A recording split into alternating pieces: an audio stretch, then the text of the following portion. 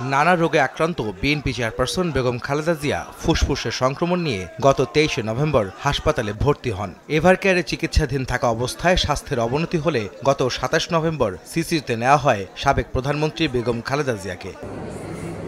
দেশি বিদেশি চিকিৎসকদের পরামর্শে চলছে বেগম জিয়ার চিকিৎসা। এর মধ্যেই সোমবার বিকেল 3টায় তার চিকিৎসায় চীন থেকে 5 সদস্যের একটি প্রাথমিক দল এভারকেয়ার হাসপাতালে আসেন, যাদের রিপোর্টের উপর ভিত্তি করে মঙ্গলবার মূল মেডিকেল টিম চীন থেকে আসবে বলে সময় সংবাদকে জানিয়েছেন বেগম খালেদা জিয়ার মেডিকেল বোর্ডের সদস্য ডাক্তার আল মামুন।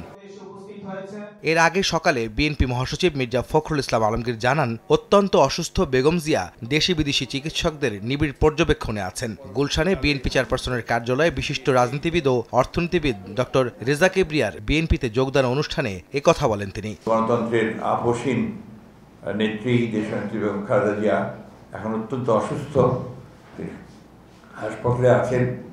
সারা দেশের মানুষ তার রোগ মুক্তির জন্যে আল্লাহ তাআলার কাছে দোয়া চাইছেন এবং আমাদের চিকিৎসকরা কাজ করছেন, আপ্রাণ চেষ্টা করছেন।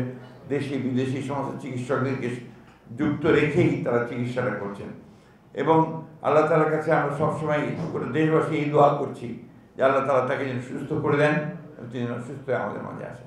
এদিন রাজধানীর আগারগাঁওয়ে জাতীয় আর্কাইভ অডিটোরিয়ামে এক সেমিনারে বিএনপির যুগ্ম মহাসচিব রুহুল কবির রিজভীও বেগম জিয়ার সুস্থতা কামনায় দোয়া চান সবার। আরেক অনুষ্ঠানে মেডিকেল বোর্ডের চিকিৎসক ছাড়া অন্য কারো কথায় বেগম জিয়ার শারীরিক অবস্থার তথ্য নিয়ে বিভ্রান্ত না হওয়ার আহ্বান জানান রুহুল কবির রিজভী।